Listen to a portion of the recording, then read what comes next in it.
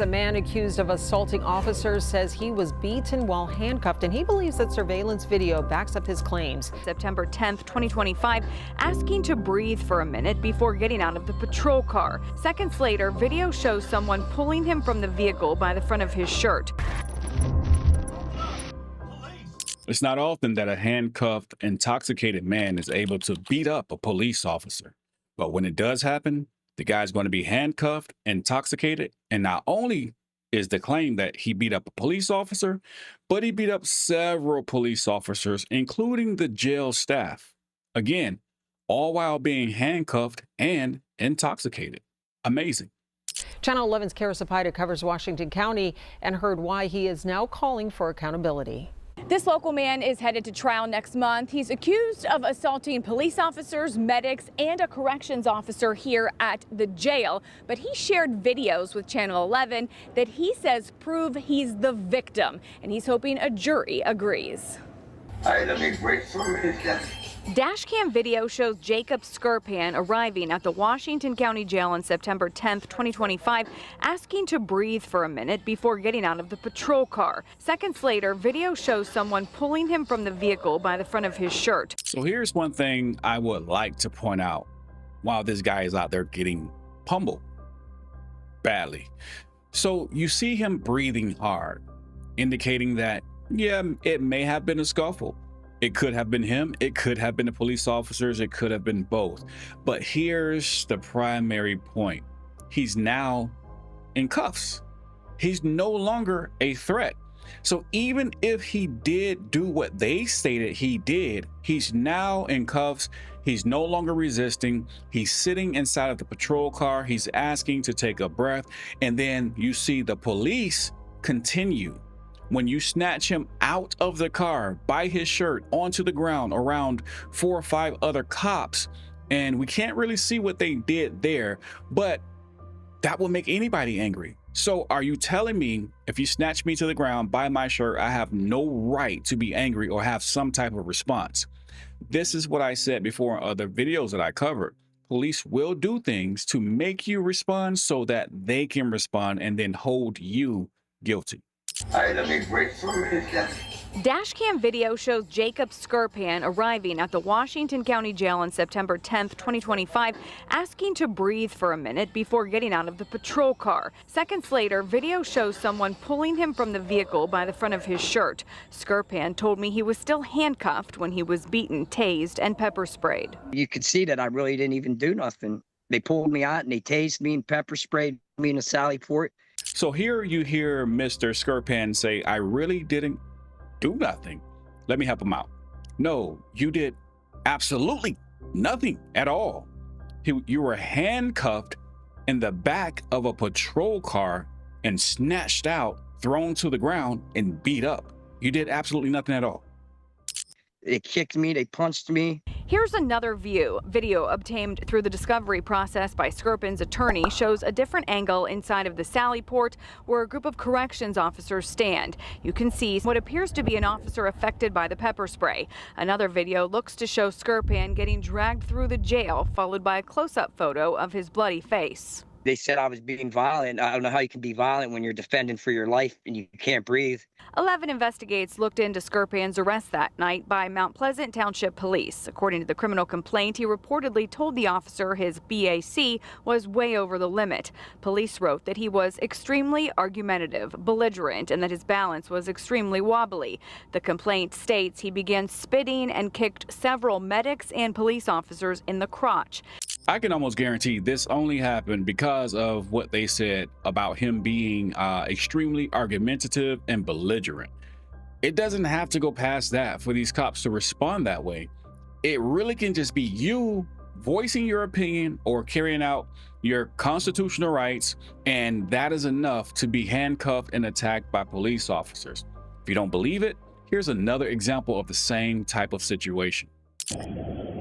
Put it down. And when he doesn't comply, Put it down. the officer uses his stun gun before putting the suspect in the back of the patrol car. Get your butt up in there. The body camera video also shows the man being placed inside a cell at the Mount Vernon jail while his hands are still cuffed. You can also see the officer putting pepper spray through the service hatch. The officer then quickly leaves the room, only to come back seconds later, the man inside the cell screaming.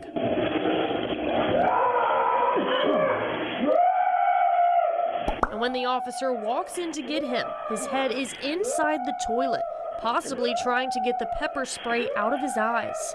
The officer then leads the man to a bench, putting shackles around his ankles, taking him back to the cell.